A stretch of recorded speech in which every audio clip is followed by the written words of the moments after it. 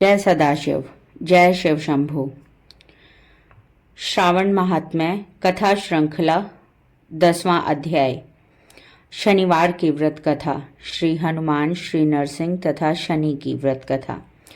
भगवान श्री महादेव ने सनत कुमार जी से कहा, हे सनत कुमार, अब मैं तुमसे शनिवार के व्रत की विधि कहूंगा, जिसके करने से मनुष्य को मंदता नहीं होती। श्रावण मास में शनिवार के दिन तीनों देवों नरसिंह, श्री हनुमान और शनि का अर्चन करना चाहिए। दीवार में या खंबे पर जगतपति नरसिंह को हल्दी सहित चंदन, नीले तथा पीले फूलों का द्वारा अर्चन करना चाहिए। खिचड़ी तथा हाकी चक्का सांड से नैवेद्य का भोग लगाना चाहिए। आप भी खिचड़ी आदि का प्रसाद पाकर ब्राह्मण को भोजन करवाकर भगवान नरसिंह को तिलों के तेल या शुद्ध घी में नहलाना चाहिए। शनिवार को सब कामों के लिए तेल का श्रेष्ठ कहा गया है। शनिवार के दिन ब्राह्मण और सुहागनों को देह में तेल लगाने के लिए वास्तव में तेल दान देना चाहिए। शनिवार को स्वयं सपरिवार देह में तेल लगाकर स्नान आदि से पवित्र होकर उड़द की दाल की चीजें भोग लगाने के लिए तैयार करनी चाहिए।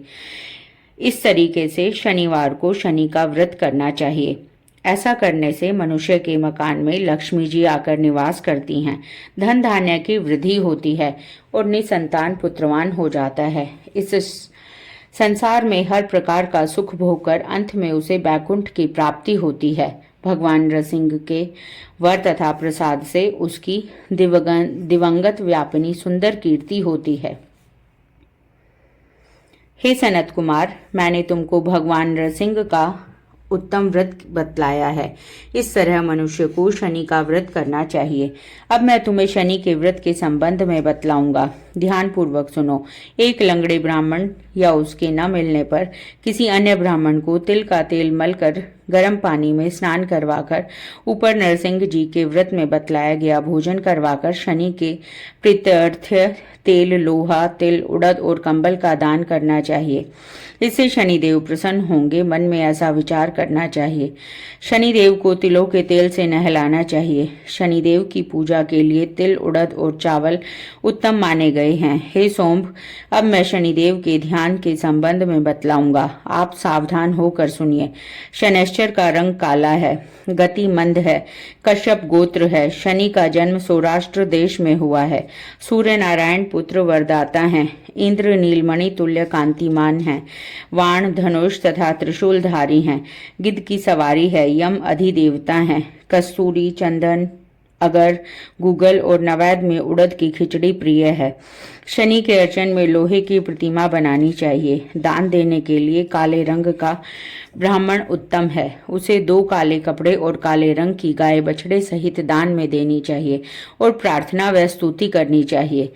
ध्यान पूर्वक सुनो। राजा नल का राज्य जब चला गया था तो राजा नल ने शनिदेव की आराधना की थी। शनिदेव ने प्रसन्न होकर उन्हें दोबारा राज्य प्रदान किया था।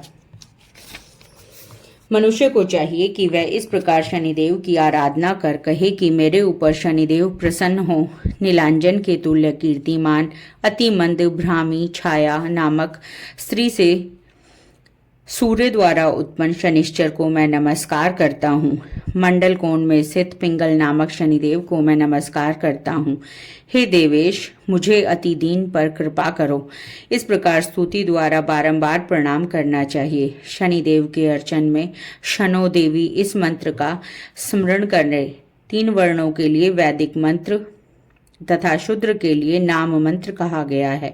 जो प्राणी सावधान मन से विधि द्वारा शनिदेव का अर्चन करता है उसे स्वप्न में भी किसी प्रकार का भय नहीं सताता।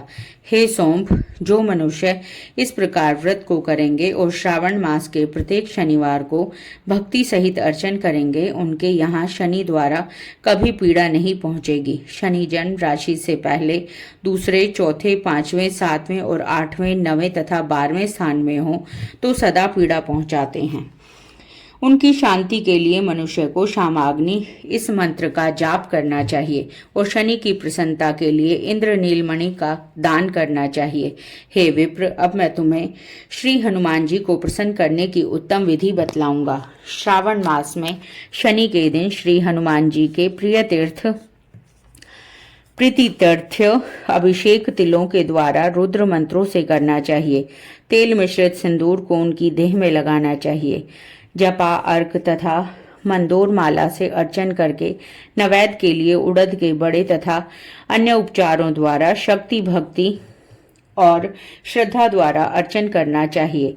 हनुमान, अंजनी सुत, वायुपुत्र, महाबली, रामेष्ट, फाल्गुन सखा, पिंगल, अमित, विक्रम, अवधिक्रमण, सीता शोक विनाशक, लक्ष्मण, प्राणदाता तथा दशग्रीव दर्पहा, इन 12 नामों को जो सुबह उठकर पढ़ता है उस मनुष्य को कभी कष्ट की अनुभूति नहीं होती तथा उसको संपूर्ण ऐश्वर्य प्राप्त होता है। इस प्रकार श्रावण मास के शनिवार को जो मनुष्य हनुमान जी की आराधना कर लेता है उसका शरीर वज्र के तुल्य मजबूत हो जाता है और कार्य करने में तेजवान हो जाता है। वह बुद्धि विवेक से विभूषित हो जाता है। उसके शत्रु नष्ट हो जाते हैं और मित्रों की वृद्धि हो जाती है। श्री हनुमान जी के प्रसाद से वह पराक्रमी तथा वैभवशाली हो जाता है। श्री हनुमान जी के मंदिर में बैठकर जो प्राणी हनुमत कवच का 1,00,000 पाठ करता है वह अणिमा आदि सिद्धियों का साधक हो जाता है तथा उसके दर्शन से यक्ष, राक्षस और वैताल तुरंत भाग खड़े होते हैं। शनिवार को पीपल का स्पर्श तथा अर्चन करें। शनिवार को ही पीपल का स्पर्श करना चाहिए। इसके अलावा और किसी दिन पीपल का स्पर्श बिल्कुल नहीं करना चाहिए। शनिवार को पीपल का स्पर्श करने से सब सिद्धियां बढ़ती हैं। वैसे तो पीपल का अर्चन 7 दिन करना चाहिए, परंतु श्रावण मास में अत्यधिक करना चाहिए। जय शिव शंभु। धन्यवाद।